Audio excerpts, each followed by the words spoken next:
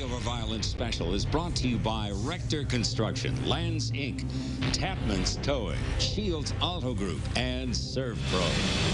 WCIA 3 News, in partnership with Champaign County Community Coalition, present Victory Over Violence Town Hall.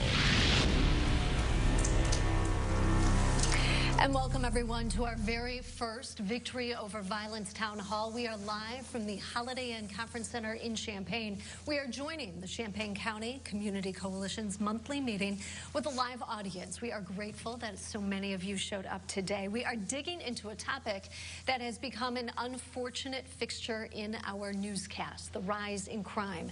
It is not a problem that is unique to Champaign, but tonight we are focusing on that community. On our panel tonight, I will be asking questions of these four people. We have Regina Kreider, who is the Executive Director of the Youth and Family Peer Support Alliance, supporting families in Champaign County.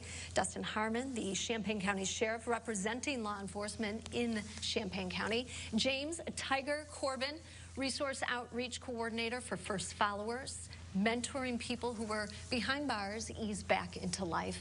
And Sheldon Turner with the Champaign School District, in charge of the Operation Hope and the Goal Getters programs, working directly with high school students, getting them on the right track. Thank you to all of you for being here.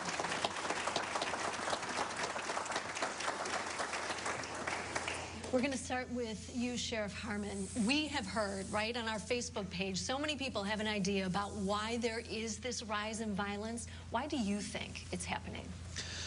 So obviously this is a very intricate and interwoven reasoning for all of this violence I believe is going on right now, and it's multifaceted. So, you know, there are, you know, lots of problems out in the community.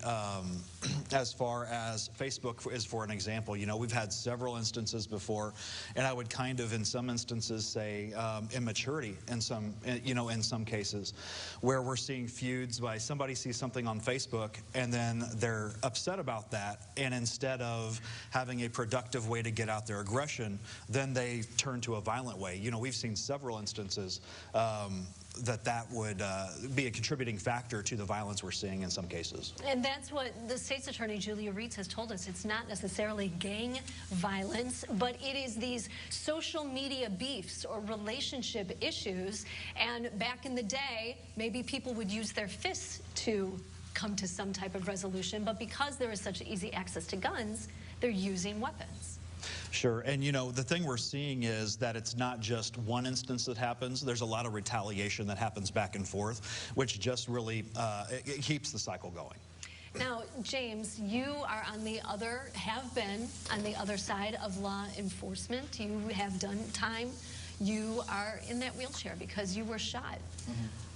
Yeah. Why do you think, from your perspective, you work with people who are coming out of prison, you work with them to get them back into the community, why do you think there's this violence? I'm gonna piggyback a lot some of what the sheriff is saying. Social media is adding to this, you know, as well as loss of hope, lack of resources, lack of underemployment. You know, these young men want to have more, but you have mostly these service industry jobs that you could, what was the study? You can't even afford to have a one-bedroom now on one job, right? So, and then we're dealing with the lack of positive male role models there. There's a brain drain in the community. Over-policing has done a lot of this, you know, nothing against you, Sheriff, but over-policing has done a lot of this, and we tried to lock our way out of this, lock our way up out of this. And all we did was put people behind bars, spend an exorbitant amount of money, and now there's no father in the house. So who does this young man get to talk to? And then there's a lack of reflection in the school district. As a young black man growing up, even in Chicago now, we did have black teachers there, but not a lot. Now down here is mostly white, middle class, women. So who is this young man? Who do he see himself as? So a lot of them look into these negative figures like these rappers or an NBA player. There's no reflection there. So all these things are attributed. Then we're talking about trauma and loss of hope. Now, like you said, I got shot. I did not, in the beginning, I did not see myself living past 25 for a while. So when I made to my 24th birthday, that was like a big celebration. Now, that right when that happened, a week later, I'm at Northwestern Hospital with a bullet in my back. Was that an accident? Did I cause that? Or was that something that was foreseen? So they're seeing the same thing. You know, these young men, these young individuals are not dumb. And COVID has only made this worse. It's exacerbated the problem, and they don't see any hope or future. And then once this thing starts, it's hard to stop it. It's contagious, just like what the sheriff said. It's like a virus. And you called it a twisted perspective on manhood. Yeah, it is. It's a false narrative. A lot of them sort of adopt it because, again, there's no figure there. So they figure that, you know, getting shot, that's like a badge of honor. Going to jail, that's like a badge of honor. But it shouldn't be that way, you know. To some degree, that's like, don't mess with me. Being known as a shooter is something that's respected in the community because this young man is fearful. He don't want no one to bother him. So someone is being known as a shooter, they say, well, don't mess with him, that's a shooter. You know, and that's where it's twisted at, you know. But and that's where we come in at. A lot of us older guys in the middle, we got to come in and reset this thing right. Sheldon, are you hearing that in the school district? Yeah. So I lost my dad when I was 13. And so I grew up in East St. Louis, and so I often look at these young men that I work with and talk to them about identity. The first thing I ask you is, who are you? Some of them will say their name and they have their heads down, and I say, who are you? I want you to tell me your name. You know, who are you? Whose are you? And so, you know, the identity, learning the identity is a problem for a lot of them because they don't really know who they are. And if they lose the father figure or, you know, the man in their life or somebody that's a role model or their first man that they have seen or get to know, and they don't have that, it becomes an identity crisis and they don't really figure out who they really are. Now, Regina, you work with families directly, and a lot of people want to blame families and parents and single parent homes. How do you, what kind of challenges then do you face when with your work? So parents are oftentimes stigmatized. People want to point the finger and say, well, if you would only just do this, this, and this. And of course, any parent who loves their child is going to do the very best that they can for them. Sometimes if you just haven't had the experience yourself or had that same type of support growing up as a parent, you can only pass along what you know, right? And so the challenges that we're looking at are parents, a lot of single parent, female-led households, people who are needing to work 2 and 3 jobs to maintain the household and paying for the bills and keeping food on the table and clothes on the kids' back. And so they may not be as present, which is not something that they have any control over, because if you're not taking care of your kid, then you're looking at losing your kid to the system. So it's a catch-22. And so families right now are just really facing those challenges of being able to have a parent that is present and being able to stay engaged and connected and being able to see as to what's going on with their child. And I think that that's one of the biggest areas that we could potentially miss, is if there's any anxiety or depression, or if there's bullying going on, or if they're feeling the pressures from the streets, how do they deal with that? So those are some of the challenges that I see happening within families. So then how are you helping families? So what we do is we provide peer support to parents because we know that parents need someone else who can say, hey, I get it, I understand, I've been where you are, let me be there as support for you. Because what ends up happening in these types of situations is that parents can begin to feel isolated, feel alone. And so when we come along, we're there to say, let me walk this path with you. Whatever it is that you need someone to go to the doctors with you, we'll do that. Go to court with you, we'll do that.